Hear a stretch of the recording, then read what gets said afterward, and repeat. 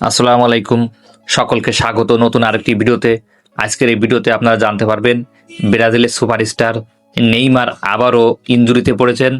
তো বিস্তারিত থাকছে আজকের এই ভিডিওতে। ভিডিওটি আপনারা দেখতে থাকুন।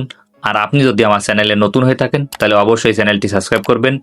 ব্রাজিল ভক্তদের জন্য বড় দুঃসংবাদ, আবারও ইনজুরিতে পড়েছেন ব্রাজিলিয়ান সুপারস্টার নেইমার। মাঠেই ব্যথায় কাতর হয়ে বসে পড়েন তিনি। তাহলে নেইমারের চোট কতটা গুরুতর, কবে ফিরতে পারেন মাঠে, জেনে নিন সর্বশেষ আপডেট। সম্প্রতি একটি ম্যাচ খেলতে গিয়ে গোড়ালিতে আঘাত পান নেইমার।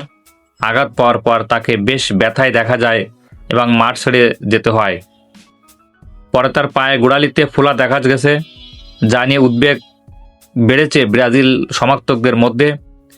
চিকিৎসক দল নেইমারের অবস্থা পর্যবেক্ষণ করেছেন। প্রাথমিক রিপোর্ট অনুযায়ী চোট গুরুতর না হলেও তাকে কিছুদিন বিশ্রাম থাকতে হতে পারে। তবে সম্পূর্ণ রিপোর্ট প্রকাশ না হওয়া পর্যন্ত নিশ্চিতভাবে কিছু বলা যাচ্ছে না।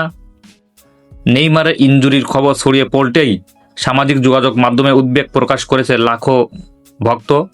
অনেকেই আশা করেছেন তিনি দ্রুত সুস্থ হয়ে আবারও মাঠে ফিরবেন।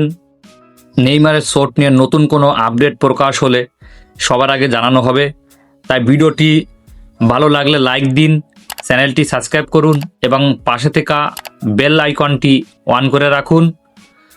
আর নতুন নতুন ভিডিও পেতে অবশ্যই আমাদের সাথে থাকবেন। ধন্যবাদ।